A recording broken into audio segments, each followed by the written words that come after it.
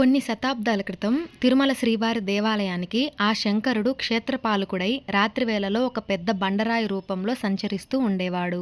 ఆ రోజుల్లో ఎంతో మంది దర్శనానికి వచ్చిన వాళ్ళు గుడిలోనే నిద్ర చేస్తూ ఉండేవారు. అలా ఒకరోజు ఒక కుటుంబం నిద్రిస్తూ ఉండగా ఒక చిన్న పిల్లవాడు లేచి అటు ఇటు తిరుగుతూ ఉన్నాడు. రాయి రూపంలో ఉన్న క్షేత్రపాలకుడు ఆ సమయంలో సంచరించడం వల్ల అనుకోకుండా ఆ రాయి కింద పడి మరణించాడు.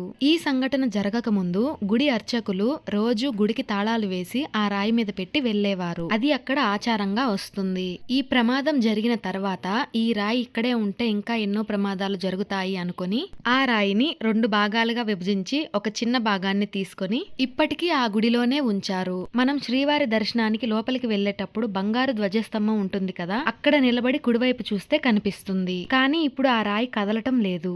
ఆ రాయిలో పెద్ద భాగాన్ని శ్రీవారి దేవాలయానికి 1 కిలోమీటర్ దూరంలో ఉన్న గోగర్భ తీర్థంలో ఉంచారు. ఇక్కడ ప్రతి సంవత్సరం మహాశివరాత్రి రోజున ఆలయ అర్చకులందరూ వచ్చి ఏకాదశ రుద్రాభిషేకం చేసి వెళ్తారు. ఈ ప్రదేశంలోనే మహాత్ముడైన మలయాళ స్వామి కూడా కొంతకాలం తపస్సు చేశాడు. వారు తపస్సు చేసిన గృహను కూడా ఇక్కడ మనం చూడవచ్చు. అంతేకాదు ఈ క్షేత్రాన్ని పంచపాండవ తీర్థం అని కూడా పిలుస్తారు. ఎందుకు అంటే మాయాజూదంలో కౌరవుల చేత ఓడింపబడి 13 సంవత్సరాల వనవాసం, 1 సంవత్సరం అజ్ఞాతవాసం పొందిన పాండవులు తమ వనవాస కాలంలో రకరకాల క్షేత్రాలను దర్శించుకుంటూ తపస్సును ఆచరిస్తూ కాలం గడిపారు. ఆ సమయంలోనే తిరుమల క్షేత్రాన్ని దర్శించుకుని అక్కడే కొంతకాలం తపస్సు కూడా చేశారు.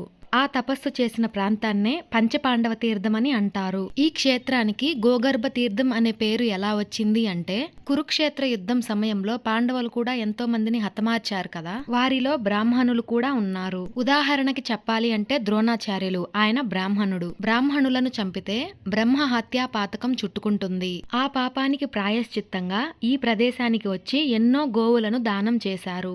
అందువల్ల ఈ ప్రదేశానికి గోగర్భ తీర్థం అనే పేరు వచ్చింది. ఇటువంటి అద్భుతమైన క్షేత్రాన్ని జీవితంలో ఒక్కసారైనా దర్శించుకోవాలి. ఈసారి తిరుమలకు వెళ్ళినప్పుడు తప్పకుండా వెళ్ళి చూడండి. వెళ్లే మార్గం కొంచెం ఇబ్బందిగానే ఉంటుంది, చూసుకుని వెళ్ళండి. ఈ ప్లేస్కి ఎలా వెళ్ళాలి అనేది చాలా మందికి తెలీదు. ఇప్పుడు వివరంగా చెప్తాను, చూడండి. తిరుమల పైన బస్టాండ్ దగ్గర కిందకి వెళ్ళాలి అంటే బస్సులు ఎక్కుతారు కదా, బస్సు ఎక్కాక కొంచెం ముందుకు వచ్చి కుడివైపుకు వెళ్తే కిందికి వెళ్లే దారి ఉంటుంది. అలా కాకుండా నేరుగా వస్తే ఇలా ఒక రోడ్డు కనిపిస్తుంది. ఇక్కడ చూడండి, తిరుమల గ్రామ దేవత అనే ఒక ఫ్లెక్సీ కనిపిస్తుంది కదా, ఆ పక్కకు వెళ్లి ఈ హైవే మీదుగా నేరుగా ముందుకు వెళ్ళాలి. అలా ముందుకు వెళ్తూ ఉంటే రోడ్డు మీద నుండి కిందికి వెళ్ళడానికి మెట్లు కనిపిస్తాయి.